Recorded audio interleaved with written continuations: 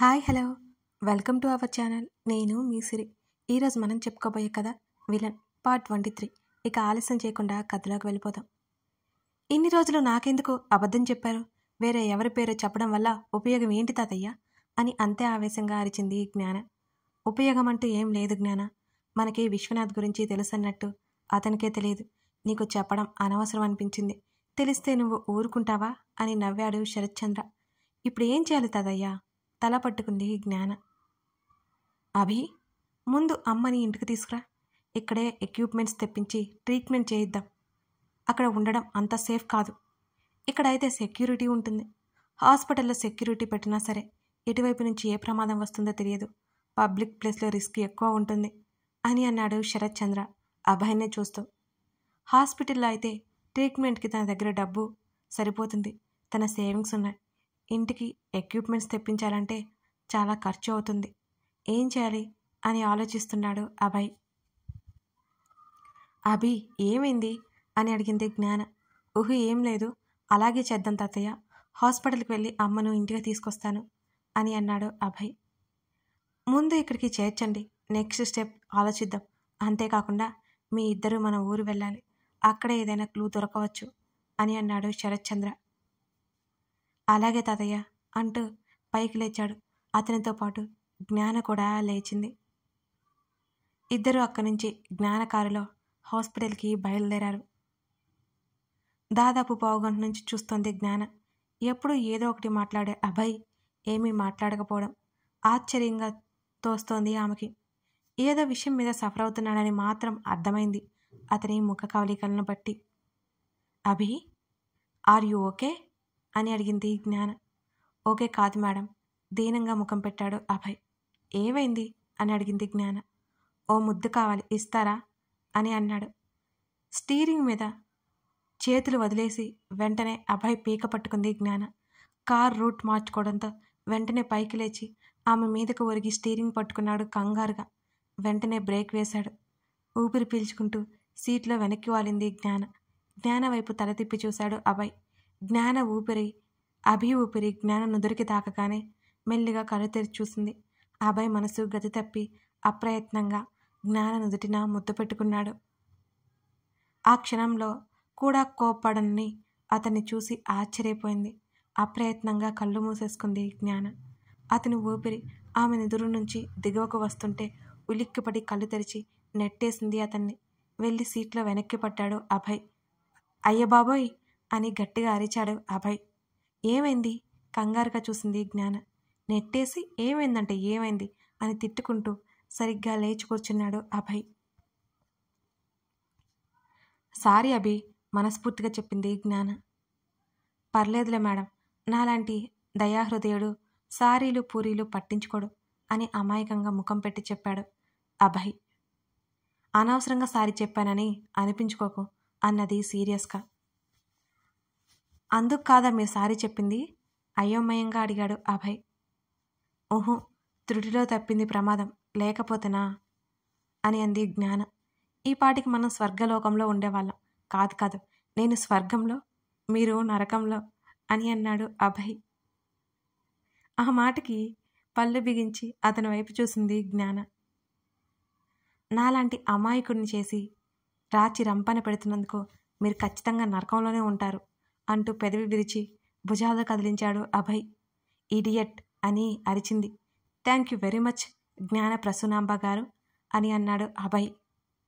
Car start చేస్తున్న జ్ఞాన గబుక్కున తల తిప్పి అతని వైపు చూసింది. ఏమన్నావిప్పుడు అని అడిగింది. థ్యాంక్ యూ జ్ఞాన మేడం గారు అన్నాను అని అమాయకంగా ముఖం పెట్టాడు అభయ్. అయినా తన పిచ్చిగాని తన పూర్తి పేరు అతనికెలా తెలుస్తుంది అని అనుకుంది. సైలెంట్గా కార్ స్టార్ట్ చేసి మరో పావుగంట తర్వాత హాస్పిటల్ ముందు కారు ఆపింది జ్ఞాన. ఇద్దరు గబగబా లోపలికెళ్లారు. బయట శివ అభయ్ వాళ్ళ ఇంటి పక్కన అంకుల్ ఉన్నారు. అభి అంటూ ఎదురెళ్లాడు శివ. శివతో పాటు నడుస్తూ ఐసీయూ ముందు వచ్చాడు అభయ్. అమ్మ బానే ఉందా? అభయ్ గొంతులో కంగారు స్పష్టంగా తెలుస్తోంది అక్కడున్న వారందరికీ. డాక్టర్స్ ఏం చెప్పట్లేదురా, టైం పడుతుంది అని మాత్రం చెప్పారు అని అన్నాడు శివ. డాక్టర్స్తో మాట్లాడడానికి వెళ్ళారు జ్ఞాన, అభయ్. ప్రస్తుతం ఆవిడ కోమలా ఉన్నారు అని, ఎప్పుడు బయటకు వస్తారో చెప్పలేమన్నట్టు డాక్టర్స్ మాటలకు నిరుత్సాహంగా చూశాడు అభయ్. ఇంకేం మాట్లాడలేకపోతున్నాడు అతను. ఇంటికి తీసుకువెళ్ళాలి అనే విషయం డాక్టర్తో మాట్లాడి అభయ్తో పాటు బయటకొచ్చింది జ్ఞాన. Thank you very much uncle. అర్జెంటుగా వెళ్లాల్సి వచ్చి మిమ్మల్ని పిలిపించాను అంటూ పక్కింటి అంకుల్ చేతులు పట్టుకున్నాడు అభయ్ చాలా కృతజ్ఞతగా. ఎన్నో సంవత్సరాల నుంచి పక్కపక్కనే ఇళ్లలో ఉంటున్నాం అభి. ఒకరికొకరం సాయం చేసుకోకపోతే ఎలా అంటూ అభయ్ భుజం మీద చేయి వేశాడు. చిన్నగా నవ్వాడు అభయ్. వెంటనే శివ దగ్గరికి వెళ్ళి హత్తుకున్నాడు. నాకు థ్యాంక్స్ చెప్పావంటే మూతి పగులుతుంది అభి అని శివ అనగానే జ్ఞాన నవ్వింది. టక్కున సైలెంట్ అయిపోయాడు శివ. పర్లేదు శివ, మీరు కంటిన్యూ చేయండి అంటూ ఫోన్ పట్టుకుని పక్కకెళ్ళింది జ్ఞాన. అంకుల్ ఇంటికి పంపించేశారు మరోసారి థ్యాంక్స్ చెప్పి. రేయ్, మేడం ఏంటి హాస్పిటల్ వరకు వచ్చింది? ఆంటీని చూడ్డానికి మీ ఇద్దరి మధ్య ఏదైనా కథ నడుస్తుందా ఏంటి అని అనుమానంగా చూశాడు శివ.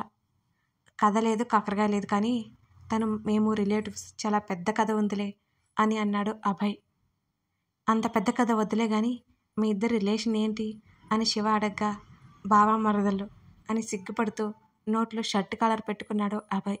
రేయ్ బావా, ఇదంతా సిగ్గే అని ఆశ్చర్యంగా చూశాడు శివ. పోరా ఇడియట్, అంటే మేడం మీద నీకు అని గ్యాప్ ఫిల్ చేయకుండానే అభయ్ వైపు చూశాడు శివ.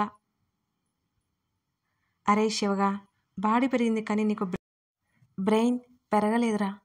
అలాంటివన్నీ చెప్పకూడదు, అర్థం చేసుకోవాలి అంతే అని అన్నాడు అభయ్.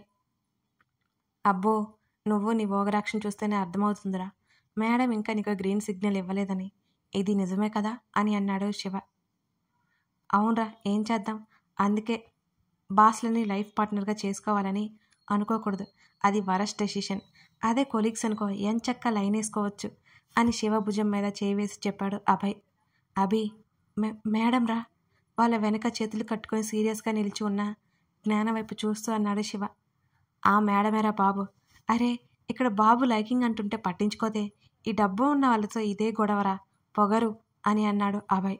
చచ్చాడు వెధవ, ఈ నోటి దూల మాత్రం తగ్గదు, అనుభవించు అని మనసులో అనుకొని సైలెంట్ అయిపోయాడు శివ. అరే శివ, మన ఆఫీస్లో లారా ఉంటుంది చూసావు? నాకు అవసరం లేదు అభి, ఆల్రెడీ పెళ్ళైపోయింది కదా అని అన్నాడు శివ. మా చెల్లెమ్మ గుణవంతురాలరా, కాబట్టి నువ్వు బ్రతికిపోయావు. మన మేడం లాంటి వారైతే నువ్వు పట్టపగిలే స్టార్స్ లెక్క పెట్టుకోవాల్సి వచ్చేది. నువ్వు అదృష్టవంతుడురా అని అన్నాడు అభయ్. రే అభి, మేడం చాలా మంచివారు, అలా అనగు అని అన్నాడు శివ భయంగా. మంచివారే కాదనట్లేదు, కానీ రాకాసి జాతికి చెందిందిరా బాబు, పీల్చి పీల్చి పిప్పి చేస్తుంది అన్నాడు కళ్ళు పెద్దవి చేసి చేతులు తిప్పుతూ అభయ్. అభి, మేడం వింటే బాగోదురా, మేడం గురించి అలా మాట్లాడుకురా అన్నాడు శివ. మాట్లాడితే ఏమైందిరా? ఏం చేస్తుంది చెప్పు? ఏం చేయలేదు, నీకు సీక్రెట్ చెప్తాను దారా అంటూ శివని దగ్గరికి రమ్మన్నట్టు కళ్ళతో సైగ చేశాడు అభయ్. శివకి ఏం చెప్తావులే కానీ నాకు చెప్పు మిస్టర్ అభయ్ అని జ్ఞాన గొంతు వినిపించగానే ఒక్కసారిగా కళ్ళు తేలేశాడు అభయ్.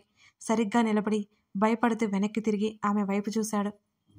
చేతులు కట్టుకుని చంపేసేలా చూస్తోంది జ్ఞాన అతని వైపు. చెప్పండి మిస్టర్ అభయ్ అంటూ ఆమె దగ్గరగా వస్తుంటే, మేడం అది అది అని కంగారుగా వెనక్కి అడుగులు వేశాడు. రే అభి, పాప ఏడుస్తుంది, మీ చెల్లి చెప్పింది, నేను ఇంటికి వెళ్తాను మళ్ళీ వస్తాను అన్నాడు శివ. రే అబద్ధాలు చెప్పుకో, చెల్లి ఎప్పుడు ఫోన్ చేసిందిరా అని అన్నాడు శివ వైపు ఉరిమి చూస్తూ అభయ్. మెసేజ్ చేసింది అని ఫోన్ పైకి ఎత్తి చూపించి అక్కడి నుంచి వెళ్ళిపోయాడు శివ. కథ కొనసాగుతోంది.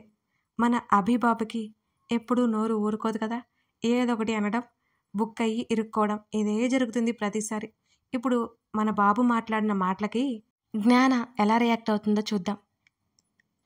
సర్లే కానీ మీరు ఈ స్టోరీని లైక్ చేశారా అండి? చేయకపోతే ఇప్పుడు తప్పకుండా లైక్ చేయండి. Thank you.